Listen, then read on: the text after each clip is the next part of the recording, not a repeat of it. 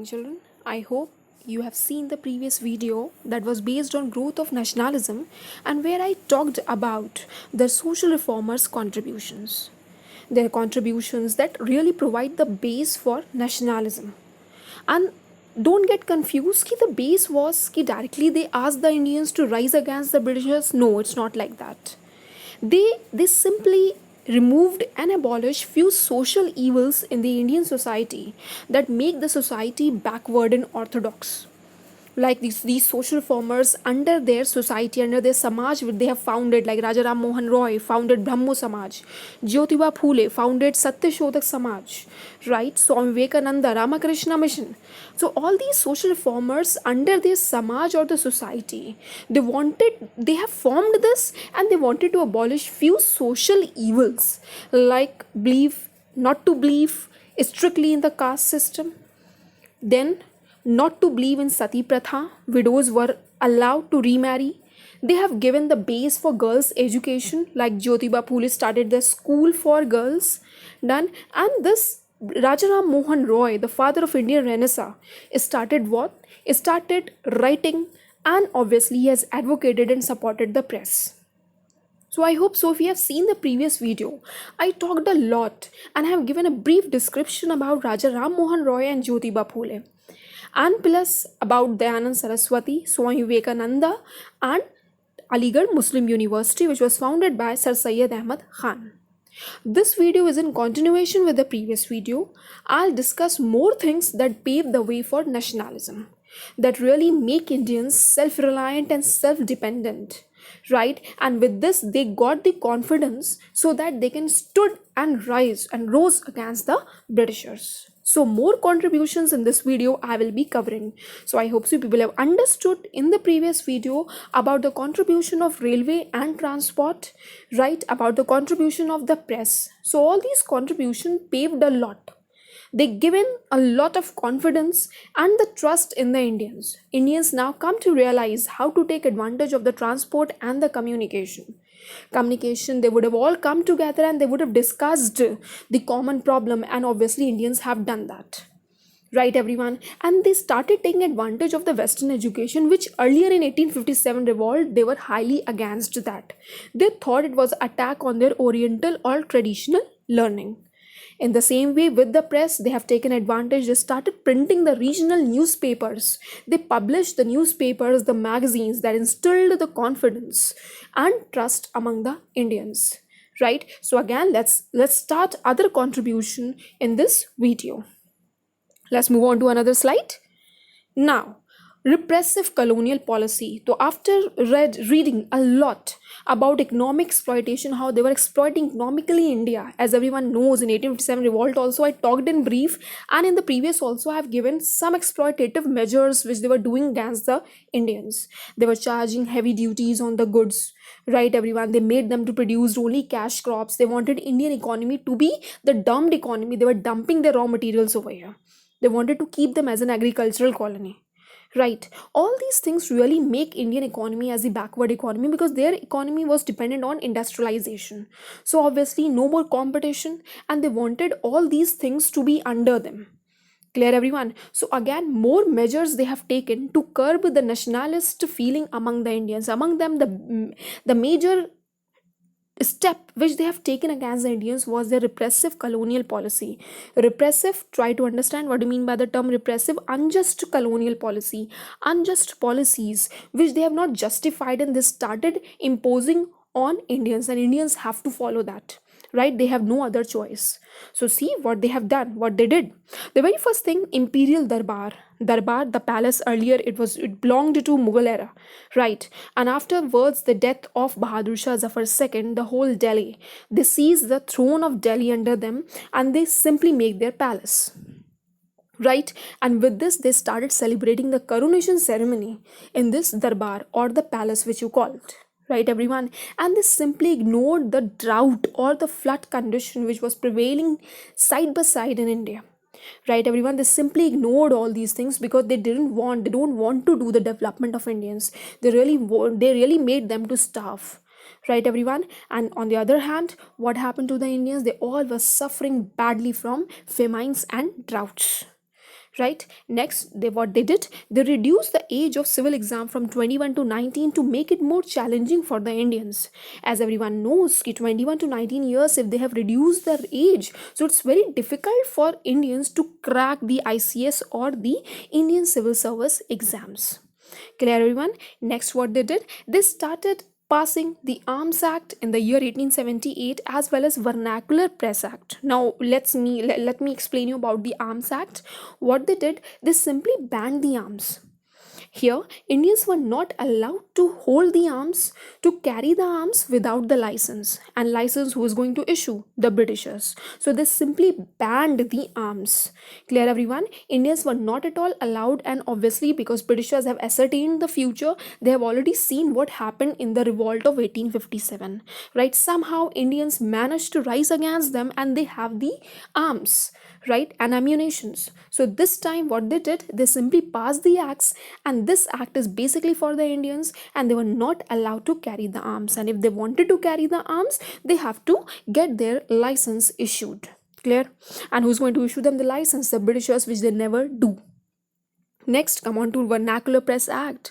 Everyone knows, I already told you in the previous video, that they have taken advantage of the press, these Indians, right? They started publishing in regional newspapers where people come to realize what was going on in India.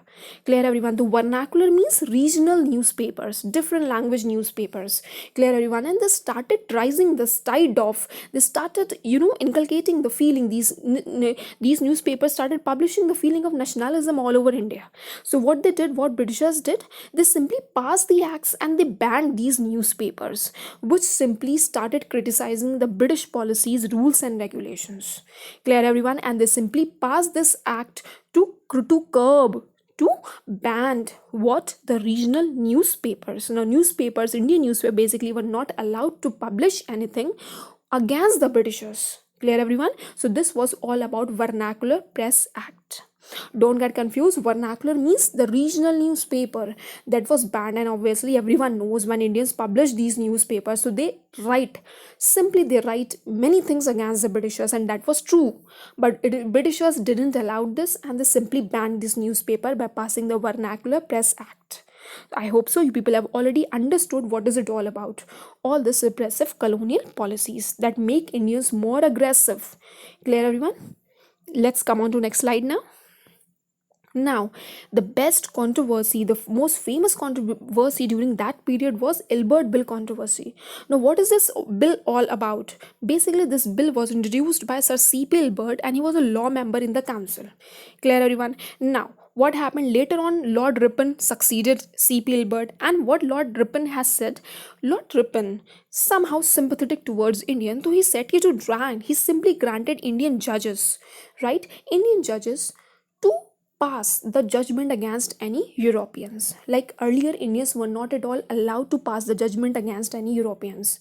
No doubt, Indians were at all qualified. They were totally qualified, and they were very much capable enough to pass the judgment or the law against the Europeans, right? Because law is common for everyone, but Britishers were highly against this. So what the Lord Ripon did? He simply allowed Indian judges to pass the judgment against, to simply allow the Indian judges to pass the judgment against the Europeans as well as the Indians. Now, do you believe that ki Britishers accept this such things? Ki Indian judges totally were allowed to pass the judgment against any European if he has committed some crime? No. What happened now? After this statement by Lord Ripon, there was controversy among Anglo-Indians now. They were highly against this bill. This should not be allowed now. They should not be given the right to the Indian judges. Clear? So what happened? Now they wanted ki if Indian judges has passed a judgment against the European convict or the murderers, now these convicts needs to be taken to the jury. Jury were the member. Jury is a collective noun of group of judges. It means group of judges. Clear, everyone? Now suppose if Indian judges have passed the statement against the European offenders or the convicts, those who are guilty of the murders or the crime, they need to be taken to the jury. Jury means group of judges.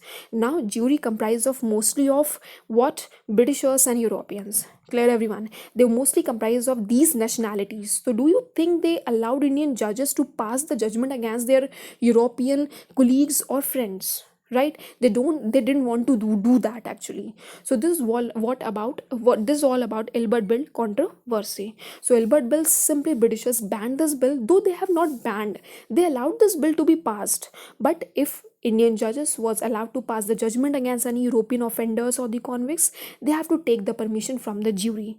And jury, everyone knows, use your brain, jury comprises of the Europeans and the Britishers. They never allowed any Indian judge to pass the judgment against their own nationalized citizens, against their own citizens.